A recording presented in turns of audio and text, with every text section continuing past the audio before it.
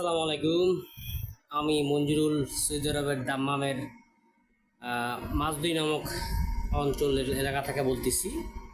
আমি এখানে একটা আলমানার কোম্পানিতে চাকরিতে আসছিলাম, মানে আমাকে কাজে আসছিলাম আর কি এই কোম্পানিতেই।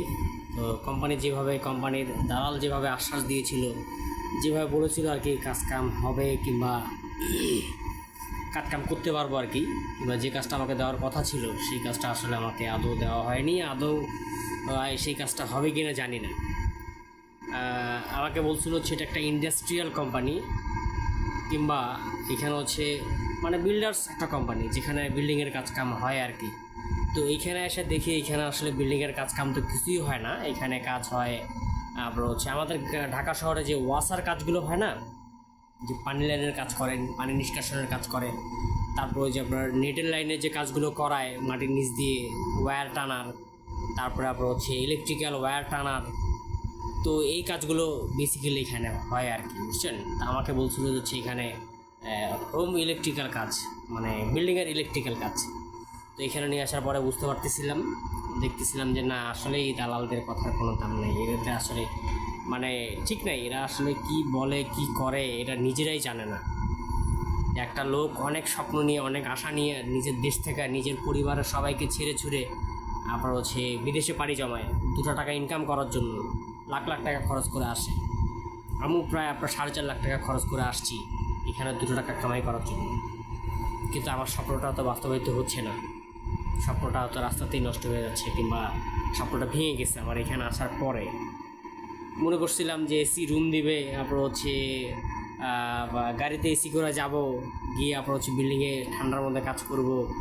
তো আসলে দেখতেছি এটা আসলে কিছুই না, এখানে এমনটা কোনো কিছুই না। এখানে অনেক উত্তপ্ত রোদের মধ্যে মনে করেন কাজ করায় না, আপনি বাঁচলেন না মরলেন আপনার কিছু যায় আসে না তাদের। তো এই হচ্ছে দালালের অবস্থা, এই হচ্ছে দালালের চিন্তাধারা। ওরা শুধু ওদের টাকা নিয়েই ব্যস্ত, মানুষের জীবনের কোনো মূল্য নেই ওদের কাছে। এটা একটা ফার্স্ট ভিডিও আমার, আরও অনেক ভিডিও করছি আমি, যেটা পর্যায়ক্রমে আপলোড করব। এটাও আমি এখন আপলোড করব না, জাস্ট এখানে বসে থাকা ভালো লাগতেছিল না বিধায় এই ভিডিওটা করলাম আমি। তো আমি চাবো যে আমার এই ভিডিওটা যারা বিদেশে আসবেন তারা এই ভিডিওটা দেখবেন, দেখে বুঝে শুনে আসবেন। আর যারা বিদেশে আসেন তারা অবশ্যই যেন ভিডিওটা শেয়ার করেন। আর এই দালালদের কিছু একটা করতে হবে।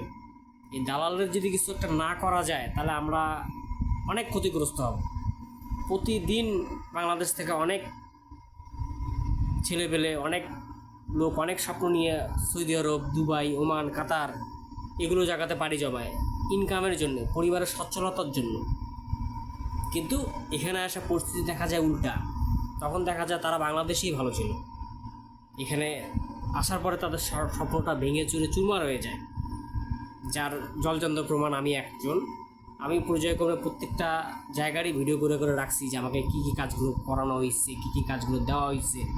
হ্যাঁ, আজকেও আমাকে বলতেছে যে আপনাকে রাজমিস্ত্রির সঙ্গে হেল্পারি কাজ করতে হবে। আমি কি রাজমিস্ত্রির হেল্পারি করার জন্য আসছি? এখানে আমি আসছি ইলেকট্রিক্যাল কাজ করার জন্য। তো যেটা আমার মনে করেন মানে হচ্ছে না, আমি থাকতে পারবো না এখানে, এই কারণে আমি চলে যাবো হয়তো। তো আমি যে স্বপ্নটা নিয়ে এসেছিলাম সেই স্বপ্নটা আমার ভেঙে গেছে। এরকম হাজারো প্রবাসীর স্বপ্ন ভেঙে যায় এই দালালদের কারণে। তা আমাদের হচ্ছে দেশের এখন পরিস্থিতি ভালো না, তথাপিও বলতে চাই যে হচ্ছে এই ভিডিওটা সবাই যখনই দেখবেন তখনই অবশ্যই শেয়ার করবেন, আরও অনেককে দেখার সুযোগ করে দিবেন, যাতে তারা আমার ভিডিওটা দেখে একটু কিঞ্চিৎ পরিমাণ হলেও উপকৃত হয়। আমি এই বিষয়ে আরও কিছু কথা বলবো পরে, কেননা আমার ভিডিওটা অনেক লম্বা হয়ে যাচ্ছে। আমি এই বিষয়ে আরও কথা বলবো পরে। তো দেখবেন আমার ভিডিওটা, অবশ্যই চ্যানেলটাকে লাইক, কমেন্ট, শেয়ার করবেন।